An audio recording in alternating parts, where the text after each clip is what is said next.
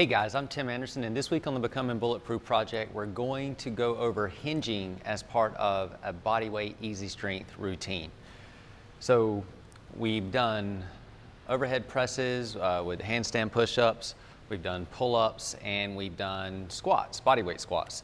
So now let's look at the hinge. And so for the hinge, I really like the single leg hinge with a little bit of speed. I'll show you two ways to do it. One I call the track starter, where you just hinge at the hip and throw the leg down. And so it's kind of like the gait pattern, and you can just fill it out here, but then you can put a little bit of power into it and quickly step back. And you'll find if you do this that, oh my goodness, it will wake your glutes up. And if you haven't done these before, you will feel them for about a day or two later, even if you only do 21 reps. So I know with squats, we were working up to 100 reps, but remember, start where you are.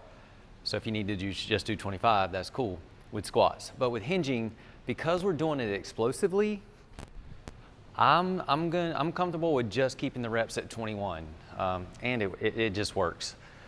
So for the hinge, the first way is the track starter, where you use your arms, because that's your gait pattern, and your body loves that. It's really good for your body. The second way is to do the hopping single leg deadlift hinge, which looks like the track starter, except we're not gonna plant the foot back on the ground.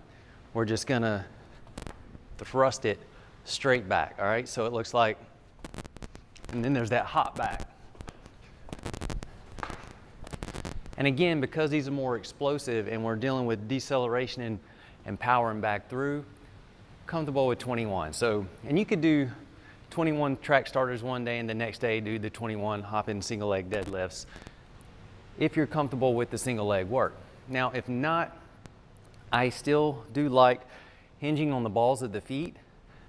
And you'll feel your hamstrings and glutes stretch and then come back up, especially if you keep the weights on the balls of your feet. But I still like doing it somewhat explosively, using the recoil of the hamstrings and the glutes to pop you back up. And this one you kind of got to get a feel for, but you shift your weight to the balls of your feet and you find that big stretch, and then you use that stretch to pop yourself back up, but you can do it at speed. So you got to find it, and then you just kind of drop into it, and you'll feel your hamstrings go whoo.